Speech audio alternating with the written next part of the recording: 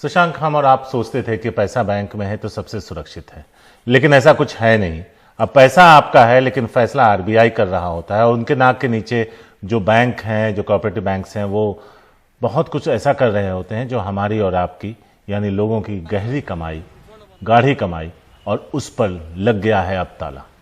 शारिक, मैं बस इसलिए मुस्कुरा रहा था क्योंकि जब आपने कहा कि ऐसा हम सोचते हैं, मेरा ये था कि ऐसा सोचते थे क्योंकि वो 1 साल पहले धारणा बदल गई थी जब पीएमसी में जो कुछ हुआ था जी, उसके बाद और उसके बाद फिर येस बैंक में हुआ। उसको तो चलिए तब भी बहुत जल्दी ही सॉर्ट आउट कर लिया गया और उसमें काफी कुछ जल्दी से ठीक भी कर दिया गया।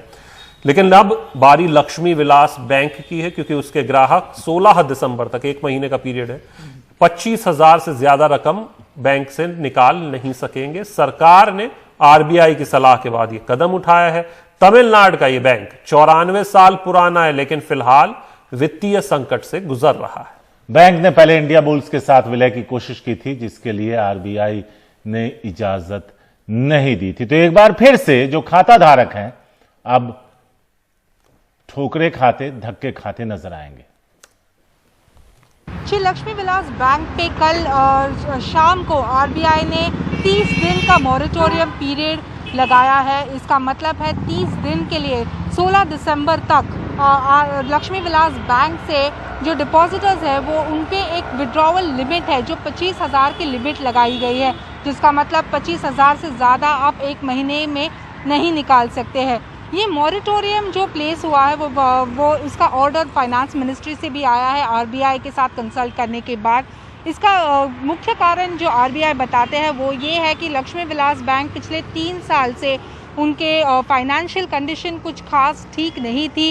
हर साल लॉसेस जो थे वो बढ़ते जा रहे थे, और जो नॉन परफॉर्मिंग एसेट्स जो जिनको बैड लोन्स कहते हैं वो भी काफ़ी हद तक बढ़ रहे थे, जिसके चलते कोई सुझाव दिख नहीं रहा था। आरबीआई ने जो कि लक्ष्मी विलास बैंक को कहा था कि कोई एक स्ट्रैटेजिक प्लान बनाकर आइए, लेकिन जो क्लिक्स कैपिटल के साथ लक्ष्मी विलास बैंक एक मर्जर के लिए ट्राई कर रहे थे वो भी उनका कुछ खास वर्कआउट नहीं हुआ, जिसके चलते आरबीआई ने अभी 1 महीने के लिए इस बैंक को मॉरेटोरियम में डाल दिया है। जिसका मतलब बैंक का जो बोर्ड है वो भी अभी आरबीआई ही उसको देखेगी।